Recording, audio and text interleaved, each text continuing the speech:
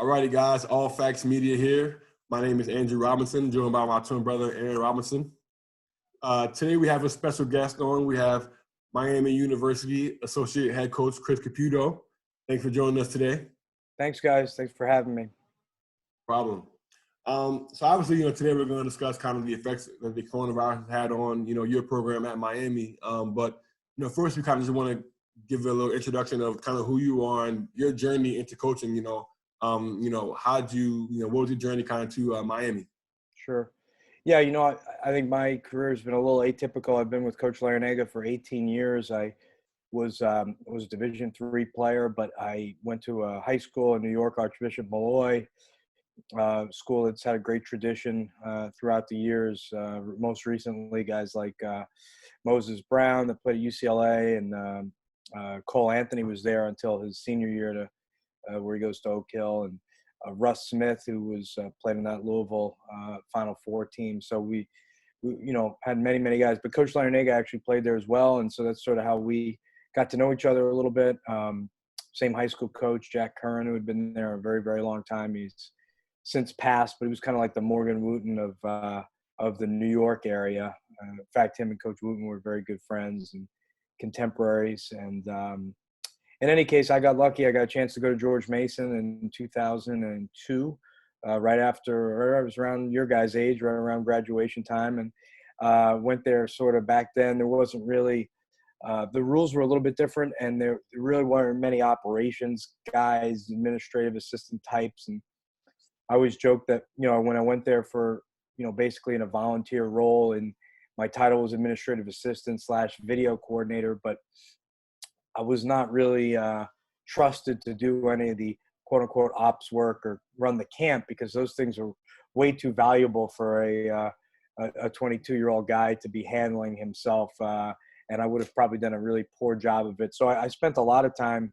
in the video room learning, what the Division I level was like, and doing a lot of office work. But also back then the rules were a little bit different. We could actually work camp that Division I prospects were participating in. So like I had already been a guy who had worked, at that time it was called Eastern Invitational. Now it's the Hoop Group Elite Camps.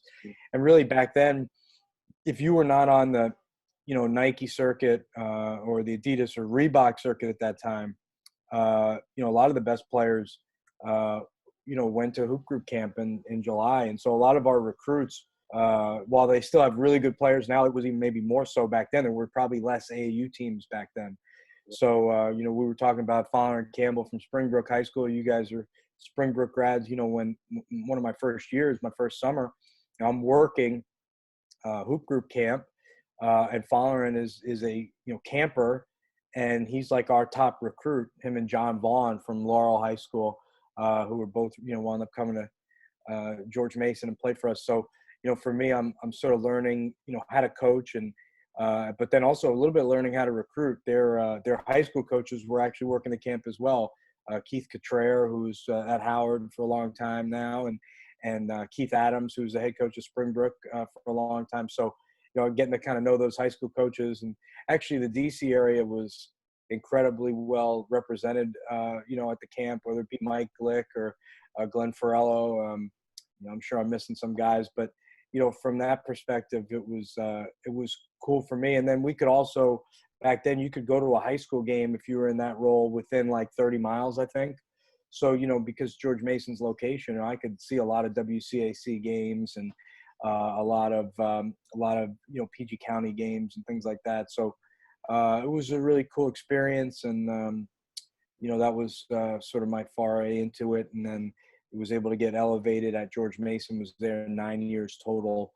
And then we came here, and now we've just completed our 9th year at Miami. It's hard to believe that, I'm going to be at Miami more years than I've been at George Mason, which is hard to believe for me, because when I left George Mason after 9, I thought, well, I'll never be anywhere, this long again. So I've been fortunate to have some stability, work for a great coach, great universities, staffs, presidents, everybody, and then also that we've had enough success to be able to keep our jobs, which is hard to do in college basketball.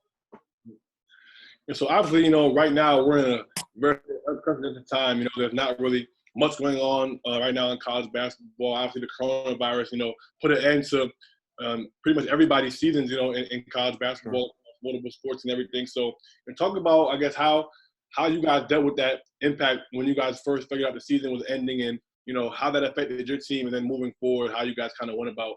Sure.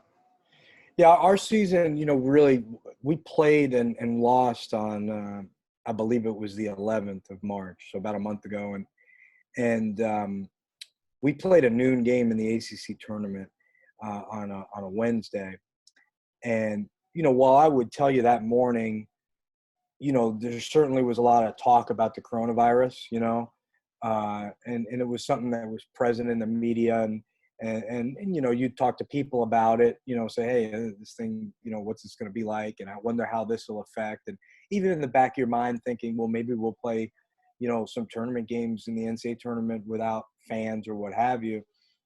We played that game at noon and lost to Clemson, and our season was essentially over at that point. But by the time we landed, we chartered back from Greensboro to Miami. By the time we landed that evening, so I don't know, 9 o'clock, let's say, by the time we got back, I was convinced that we would have no NCAA tournament. Really? So if you think about, and I'm not saying I was a prophet or anything, it just, the pace at which things started to happen from that day, Wednesday morning, what have you, all the way through, I believe Rudy Gobert was that day, or maybe the next. So just things were moving at a pace. You start saying to yourself, wow, like, this is going to move very, very fast. And it just started to, take on a life of its own. And like I said, probably by the time I went to sleep that night, I was, the conference tournaments were canceled, but certainly I was convinced the NCAA tournament was going to be canceled, and it did the next day. So it's hard to believe, really. It was very surreal, I think, for us and our team and our players. And then obviously when we get back, guys are, hey, should we, we were on spring break, and initially they extended spring break like a week. So guys are thinking, oh, maybe I'll go home for a couple of days or what have you, and a couple of days more. And then that turns into, guys went home, some are still home, and some are in other countries where they're from. And then a handful of guys who live off campus here are in Miami. And, I would say, like, for us, we do have a desirable location to be in. So the guys that live off campus, while they did go home for a few days, some of them, they actually, a number of them have returned because being in Miami, obviously the weather's great, and, opportunity to maybe get outside and do some exercising and things like that outside, which, you guys, your generation of players, not really running around outside necessarily like they did back in the day, but we're starting to get some of that where our guys are biking and jogging and things like that outside. So from that perspective, for us, it is a little different because not that we're around the guys, we really can't see them. We're practicing our social distancing, but we do have a number of guys that are in Miami, and they're doing their online classes, all of them right now, but some of them are here in town. And then we have a number of guys that were living in the dorms. They had to be out of the dorms, so they've gone home. Yeah. You kind of touched on it. When a lot of these conference tournaments were going on, us included, we were actually supposed to play in the MEAC tournament that Thursday, but our conference tournament obviously ended up getting canceled before we ever had a chance to play. And I think initially when it happened, when the Rudy Gobert news got announced that Wednesday evening, I think kind of a lot of people kind of knew that this wasn't going to be looking good, and a lot of things were kind of going to be getting canceled in terms of the season once that happened. And initially, the reaction was kind of like, well, maybe we can stick it out through the weekend and, finish out these conference tournaments without fans and things like that. A lot of people were kind of upset about it. But, obviously, a month later, looking back on it, a lot of people have kind of changed their perception on that, and they understood, that it was the right decision. And obviously, even still, there's been a lot of controversy about the NCAA tournament. And, maybe should they have postponed it to July or maybe later on in the summertime to have that opportunity. What is your perspective on that? Do you think that, it was right for them to cancel the NCAA tournament, or do you think that maybe other options could have been explored as far as maybe postponing the tournament to a later date? Yeah, it's a hard one because you certainly feel for the teams that were having a great year, like a Dayton or Kansas, Baylor, Florida State, what have you. Just off the top of my head. Not to mention the teams in the mid-major leagues that have won their tournament and qualified for the NCAA tournament. And so you feel for them. I think from a logistical standpoint, I think it was the right decision. I think Dan Gavitt is, they're very bright people that run that tournament. They understand. They're talking to people at the highest levels of the medical field. And unfortunately, I think, there's just so many uncertainties. There are still uncertainties now as it relates to like when we're going to get back to business. And then, state by state has their own sort of issues and problems that, could come into this thing. And we just don't know. And, it would just take one person to, be infected at one of those sites for it to create a whole other problem. So it's really unfortunate. But I also think, I think for all of us, it shows that your health is so important, and how we have to take care of ourselves and each other and the planet, because, we don't think it's a economic issue necessarily, hygiene and health, but here now it's really cut into the economics of sports for sure, amongst all other areas of the world, economic, world markets and things like that. So I feel for those people. I don't see that there was any other real way to do that. You look at if you look at the NCAA tournament, CBS obviously pays $1.1 billion to put the tournament on television. When that tournament ends, I believe the very following weekend is the Masters in Augusta, and that's also a CBS, obviously a huge event. Think about, the Super Bowl, the NCAA tournament Final Four, the Masters is right there in terms of the largest sporting events in America from a television perspective. So, I believe Augusta, the Augusta National, the Masters moved their golf tournament to November. Is that right? Yeah, like October, I think. Yeah, October. So you think about that. Like, if they're going from April to October or November, think about what the NCAA tournament would have had to have done. I don't think there's any way for us to have pulled this off in the summer. And it's really unfortunate and sad. And I think the last thing I would say is, like, I coached a guy, Luke Hancock, that played for us at George Mason and wound up transferring to Louisville. Still a good friend, and he was the MVP of the Final Four in 2013. And he said this, I think, publicly. He's on television. He does work for the ACC network, and the NCAA tournament changed his life. Here's a guy who now is in the business world, is very, very popular person in a city like Louisville. It helps him attract business. It helps build relationships. It's giving him an opportunity to go on television, work, for somebody has mentioned to him the 2013 national championship and all that. So the NCAA tournament has had that effect on so many of us. I say that, I coached in the Final Four, and players that have played in the NCAA tournament, and it's not just the experience. The experience is special and to be remembered, but really having success in that tournament, not just going to a Final Four, but even playing in it or winning a game if you're a low major school or what have you, and what it's done for those people in their careers, both the coaches and the players. That's losing that is really tragic as well. Yeah. Obviously, right now, there's not a lot that coaches and everything can do to kind of regulate, the workouts that the players are doing. Obviously, there's a bunch of rules regarding, what you can and cannot do with your players. But what have you guys done during this time to kind of still keep tabs on your players and, make sure that they're getting what they need, both academically and athletically? Yeah, I think it's a good question. I mean, the first priority is their health, making sure that they're social distancing, that they're washing their hands, that we're making them understand, some of the things that we're learning ourselves on a day-to-day basis. I mean, I saw something today that said, Dr. Fauci said maybe this will be the end of handshaking in the United States, and it sounds crazy, but, trying to keep them updated on those things is first and foremost.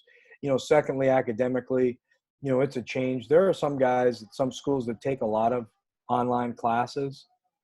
And in our case, we don't. We have a lot of, classes in the classroom. And so, that's an adjustment for our guys that they have to work on and work through and, try to do the best we can of, keeping them to that task and connected with our academic people to make sure that they're doing that stuff. And then, there's the last piece, which is, I should say with the health piece is, making sure they're eating right and we're handling any sort of reimbursements from the university for food and things like that and housing, the logistics of that. But, lastly, the basketball piece, I mean, look, I think for teams that their seasons are over, quite honestly, I'm not sure it's the end of the world that they're not doing anything for a month. I think the culture we've created right now, we do so much in the off season, so much work in the off season, and then we get to the season and we're in load management.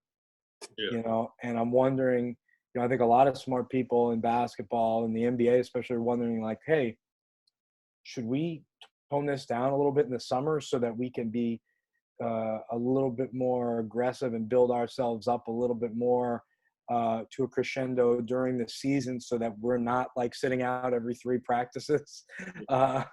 And you guys played, so so you're smiling because that exists, and so like I often think to myself, I do want more, all coaches, you want more access with your guys, you want to be in the gym with your guys, you want to be doing stuff with your guys, but also you say to yourself, okay, are we wearing everybody out in the summer, to the point where now as we get to January, the trainer is coming and saying, look, like this guy's got tendonitis, he can't practice today. Just one note on that is, one of the things that we always have to remind guys is you have to work really hard, but understand that you don't get judged on how hard you work. You get judged on how you compete. Yeah. And it's 2 different things, right? So, Coach, I really worked hard this summer. I worked, I had 3 times a week. I was in the gym, 3 times a day. I'm in the gym 7 days a week. I'm killing myself. I took 10,000 shots, whatever. And then, but in January, you got to take 3 practices off before the game because, you're hurt or you have tendonitis or whatever. So I think you're not really being judged on what happens in the summer, although it's important. You're really being judged on how you compete and how you get yourself ready to compete during the season is so important. So I would say to all college players, like, I know it's what we do. I know the guys who love the game, they can't help themselves. And I get that. And we've had many guys, we have a lot of our NBA guys that, are trying to find gyms and things like that. But I do think in some strange way, it actually might be a blessing to some guys to, maybe get off their feet a little bit. And then with that being said, I do think, the staying in some form of shape is important too. So maybe you're not doing a 3 a day or whatever, but, maybe you are getting that cardio workout or the bike ride or some sort of strength training, whatever you can get your hands on or whatever your strength coach can help you with, like to maintain some level of fitness.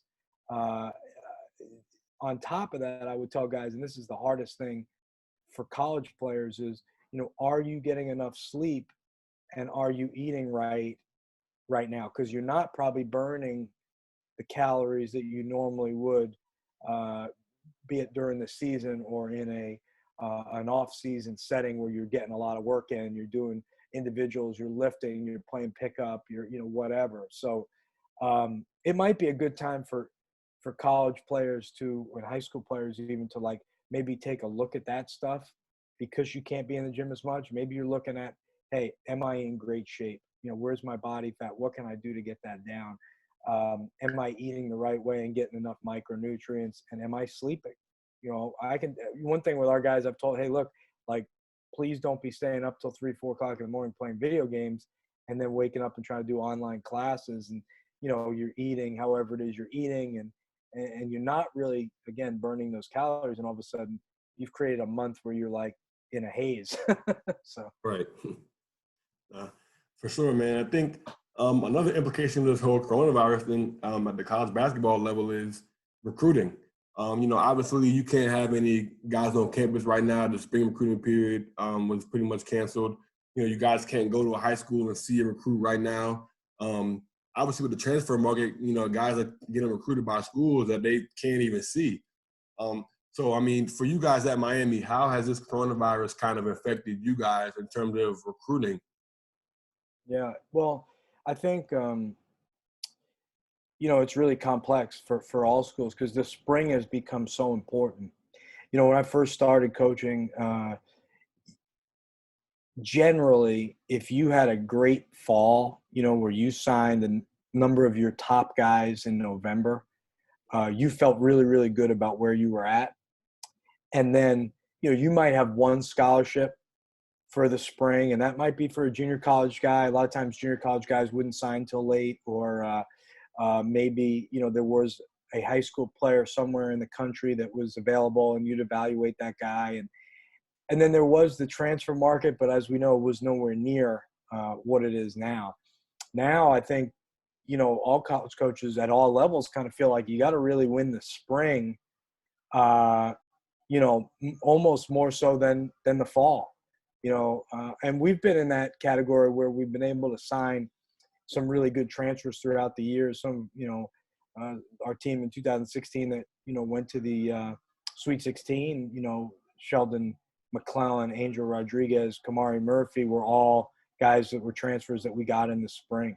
So I think for all coaches, it's an interesting time. And then for the players that are putting their names in the transfer portal, what I've told guys is last year our season ended on a Tuesday. On Thursday, Harlan Beverly, who's a freshman for us this year, was on his official visit because he was a late signee. So that was that quickly that, season ended and we got to work on transfers. And so now some of those decisions are being made, and, you worry about not being able to sit in front of people. And I Zoom has been pretty incredible in terms of coaches and staffs and teams having meetings with each other, and I'm sure some recruiting situations as well. But as you guys know, it's not the same when you spend 48 hours with somebody and you sit and break bread with them, and you get them in a room and you do a PowerPoint or you do a video, you talk video, or you really can look face to face and be, serious about, the business part of this decision. And then the other side of it is, for you to feel the environment. It's one thing to see pictures or see a video, but it's another thing, to get a feel for the environment and the people and the vibe of the location. So I think that's really difficult, and I don't think it's going to slow down because we don't know when this is going to end. So there's certainly going to be guys in the transfer portal that feel like, look, I've made this decision. I kind of know I want to leave where I'm at, and I know I've got to find another school. And since there's no time period as to when we might be able to go on visits, I'm just going to have to make this decision without that. So that might be difficult. Only time will tell, when you look back and see, like, how these worked out, how these decisions worked out, but it's certainly going to be a different thing. Yeah. Obviously, they've already canceled the April live period, and people think that this might affect the July live period as well. Have you guys kind of thought about how that could implement guys that you might want to get out there and see? Yeah, I think it very well could. Just so hard to say. People who are in different states may have different rules as to, can they travel, or are they willing to get on a plane? You as coaches, I know, I think April recruiting is really important, for underclassmen, for coaches to see them. I do think it is. I mean, I know people would say, well, the high major programs know who they're recruiting. Well, they do to some degree, but a lot of guys will play themselves into or out of the high major level in April. I've always felt that way. And so, when you get into a situation where now not only you're not going to see them in April, you may not see them in July.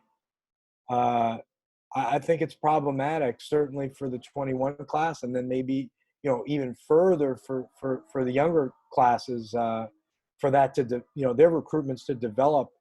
It may take some more time. So I think we all hope that we can get out and see guys in July. Obviously, another thing that's kind of been in the media recently is this this debate over whether the NCAA is going to pass rule that's going to allow transfers to play right away. I mean, and obviously that is going to have huge implications on whether that gets passed or not, because essentially if that does get passed, then, you know, especially for the small level schools, it's going to be, you know, you could have your leading scorer at, you know, a lower level school basically transfer up to a high major school the next year. And I mean, it's going to create almost like a free agency type of atmosphere in college basketball to where kids can just leave, you know, and go wherever they want. How do you think that's going to affect college basketball? And, you know, do you think that'll give the higher level schools an advantage? Yeah, I think it probably will. You know, unfortunately, I don't think anybody's got a good answer of like what that'll look like. Is it a one-time transfer thing? So if you had transferred one time, let's say after your freshman year, then you can't transfer again. You can't grad transfer or what have you. If you're redshirt, you know, are there red shirts anymore? I have no idea. You know, does a guy look at a situation and say, you know, maybe I need a red shirt because I'm hurt, so I should sit out, and then maybe some spots open up, you know, for me in a certain situation that I like. I do think it's going to really have an effect on graduation rates because, you know, a lot of guys do need 4.5 years. There's nothing wrong with that. I mean, the normal student is in that situation. So I think, you know, you guys would probably know this, haven't been college players for a long, you know, like, look, there's a lot of guys that it might just take a little bit longer. And you know, having the fifth year really benefited them to get their degree. And I think it would be a shame if guys felt like they really needed to bounce around so much and they didn't sit out, and then all of a sudden, you know, they're not graduating. And I'm sure that there's some real benefits to this, but I also believe that there's benefits to sitting out as well for some guys. And so I could sort of see both sides of it. And I'm one of those guys who I'm all for the players getting everything that they deserve. So, you know, name, image, and likeness, cost of attendance, like all those things for me are great things. I think they're and we should be doing more of them. And I'm sure there's a way to work this out so it really becomes about as equitable as it can be.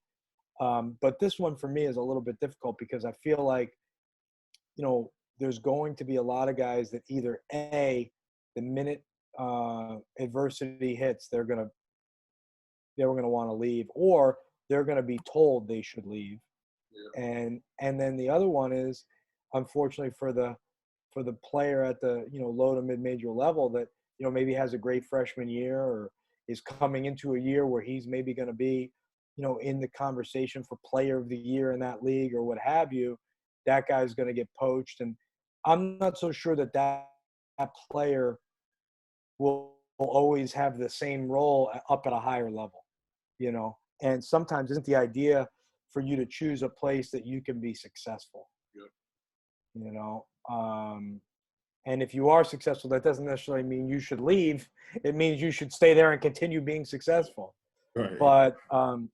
But again, I also think, hey, look, I get it. I mean, everyone wants to try to better themselves, and whatever they think, you know, a better situation is, they shouldn't maybe be restricted in that area.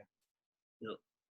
Obviously, you know, you guys are in a unique situation where you guys are, you know, at, you know, the highest level, playing in the ACC at the University of Miami, where, you know, you guys are a location where a lot of people would want potentially to come there.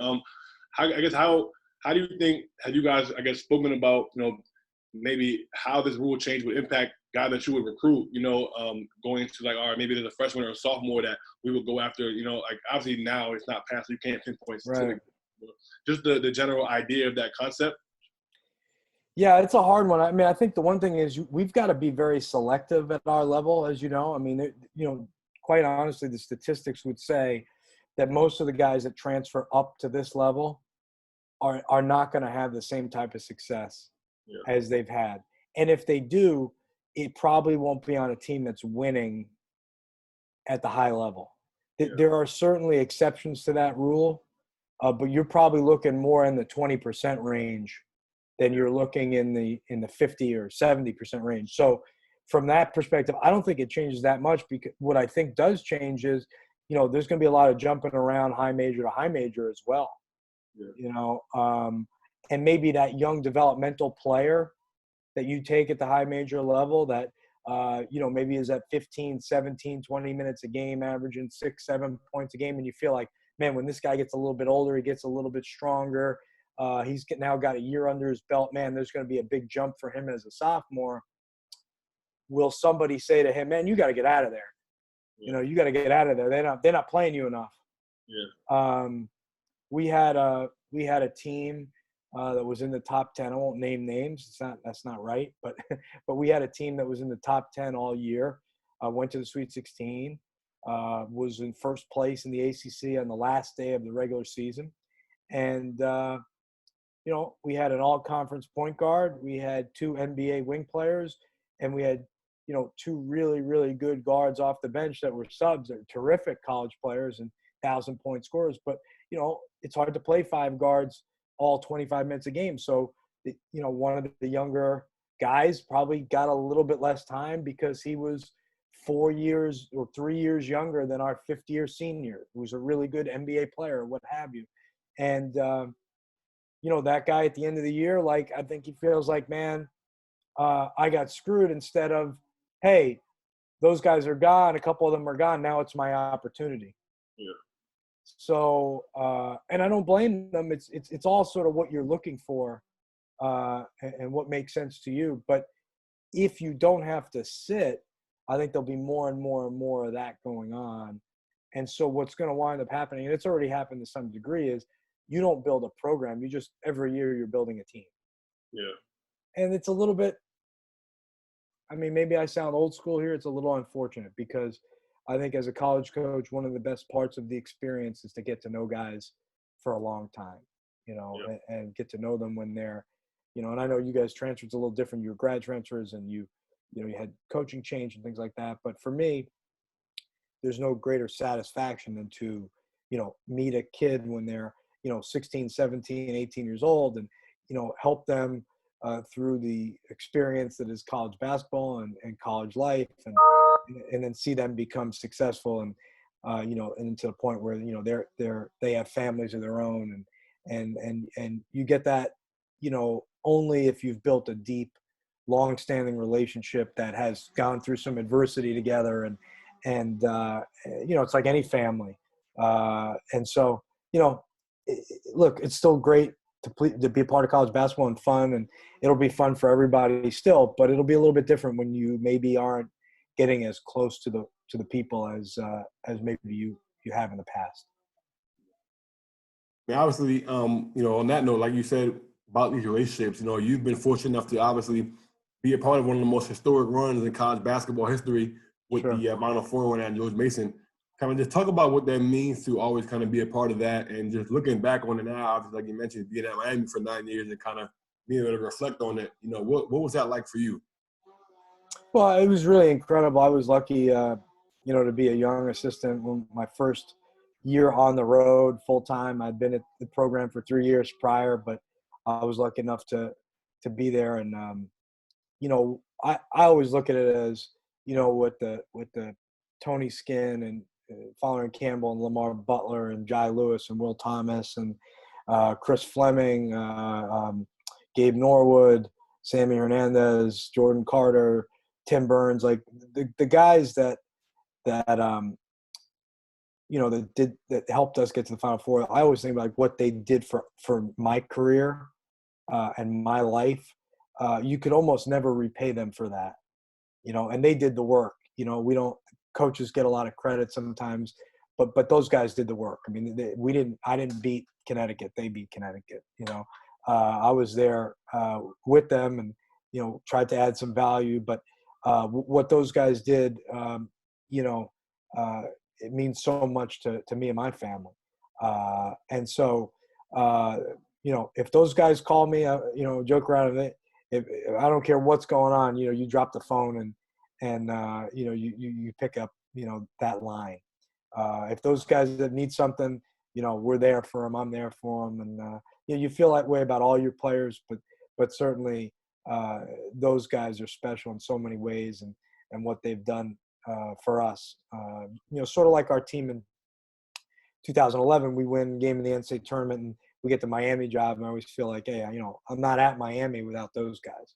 And so it's certainly special. And I think for college basketball, it was special. I don't think people maybe necessarily give us enough credit. I'll say that in a certain way, because really no one in the modern NCAA tournament had gotten the Final Four from the mid-major programs. Maybe UMass or maybe, but they were not a mid-major team. And so for us, with no NBA players and being a true mid-major, hadn't only been to the tournament maybe I believe 3 other times in the school's history, never had won a game in the NCAA tournament. It was really a first. And I think Greg Doyle had written this years ago during that time that, we went into that locker room before the game, and there was really no belief that this could actually happen. We believed it. I think the guys really believed it. Guys probably believed it more than the coaches believed it. I'm thinking to myself, all right, this is it. Connecticut was the number 1 overall seed, but the guys, to their credit, really believed it. And from that point on, whether it be Butler or Wichita State or VCU or Loyola Chicago, of which I had a piece of that run as well by losing to them in the first round. But those teams, they believed it could happen because George Mason had done it. Yeah. For us, it was like Kent State went to the Elite Eight. Like, maybe we could beat Kent State, that was great. That was a great run, and so I would hope that those teams would say, or maybe someday they would say, George Mason allowed us to believe that it could be done. Yeah. I mean, I know as young guys, me and Andrew, from the DMV area, growing up, obviously we got to kind of watch that unfold. Obviously, we were pretty young when that happened, but seeing that for the area, that was huge just for the DC area. Obviously, Tony Skinner's the guy that we used to go to his camps, when we were in Tacoma Park. So seeing him do that was it really kind of, I guess, excited the city. And I guess talk about obviously you spoke about when you were at George Mason, being able to recruit in the DC area. And, that whole hotbed of basketball, just talk about, I guess, the impact that had, while you were after that, trying to recruit in that area, and, just the impact that you had even from the school standpoint as well. Well, I'm not from there. I'm from New York, but I feel like DC in a lot of ways is my basketball home, having been there for 10 years. And just an incredible amount of respect for the area. I would say, going back to 2006, like, as you guys know, Maryland and Georgetown were everything in the DC area.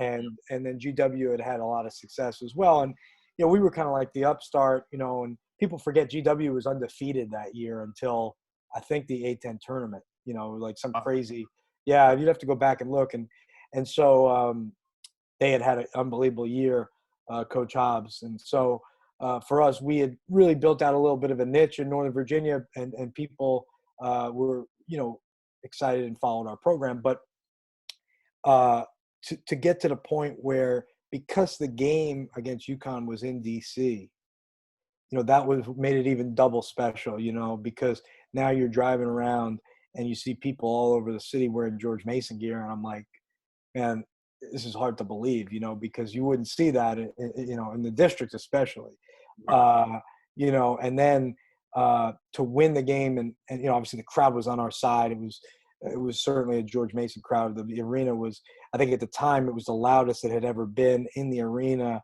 And it passed like a Cap Stanley Cup game or whatever in terms of the noise meter. But to look into the stands and see the people that were George Mason followers, fans, and supporters, and the joy in their faces when, these were people that followed George Mason when they were Division II. When they played in the old P building, when 1,000 people were in a 10,000 seat arena watching, these are the same people that were just fans of the team, loyal supporters when it wasn't fashionable. And so I'll never forget those people's faces for, and what it did for them, that those moments, that will give you chills. But in terms of the DC area, I mean, I've always said, like, the combination of trainers, high school coaches, and AU coaches that are all on the same page, that are all astute, that have played and coached the game for a long time, that have incredible amount of their motives are very, very pure. It's really unlike anywhere else in the country. When you think about the amount of players at all levels, high major, mid major, low major, Division II, Division III, there's junior college. I mean, and just the ecosystem that's been created in the area with, again, where can you go to get away from great coaching in the DC area, whether it be the trainers know what they're doing, the high school coaches know what they're doing, the AAU coaches know what they're doing. Most of the time, they're all intersected. They're all lined up with each other. There's not a lot of mixed messaging. And you have great perspective, a lot of people who played the game, played in college. And so when you're recruiting the area, you're dealing with an educated group of basketball people. And that's super refreshing as a coach, because while you have great relationships and everything, you know that those people have the right motives, that they're in it for the right reasons, that, they care about the kids, that the kids are being coached, that they know what it's like to be coached hard and well. And, I think it's, you'd have to really, and I always used to say, like, from Baltimore to Virginia Beach, from Baltimore to Virginia Beach, it's not just the DMV, but if you went up to Baltimore to Virginia and down to Virginia Beach, you'd be hard pressed to find better basketball anywhere in the country, because each of those pockets has, the 757's got a great basketball culture. Baltimore's got a great basketball culture. Richmond's got a great basketball culture. The state of Virginia, the state of Maryland, and obviously DC. So a great place to recruit. I wish we weren't. We've gotten our share of guys from there. We're also 1,000 miles away, so there's a lot of other schools that are a little bit closer. But man, it's a great place to go watch a high school game, and any opportunity to get up there, we do, and it's fun because you have great people there. I think that's the key, is whether we get a guy or not, you're dealing with great people. You guys definitely do have one of the DMV's finalists right now, and Chris Likes WCSC Player of the Year. So I mean, you guys definitely did take advantage of it in some capacity. Yep. We'll try to sneak in there when we can. Yes, sir. I don't know, that's all the questions that I had for you, Coach. Aaron, do you have any more questions? No, that was all we had for you, man. We thank you for joining us. We really appreciate you coming on and speaking with us today, man. I know it was, like Drew said earlier, there's a lot of stuff that you guys could be doing. So I thank you for coming on speaking with us today. Well, I thank you guys for thinking of me and having me, and best of luck with everything you guys are doing. It's really cool to see young guys who are, just out of college, being this, having great initiative to follow their passion. So great stuff. You guys doing a great job. Thanks a lot, Coach. All right, Coach. All right, thanks, guys. Of luck. Yep. Stay in touch. Yes, sir, Coach.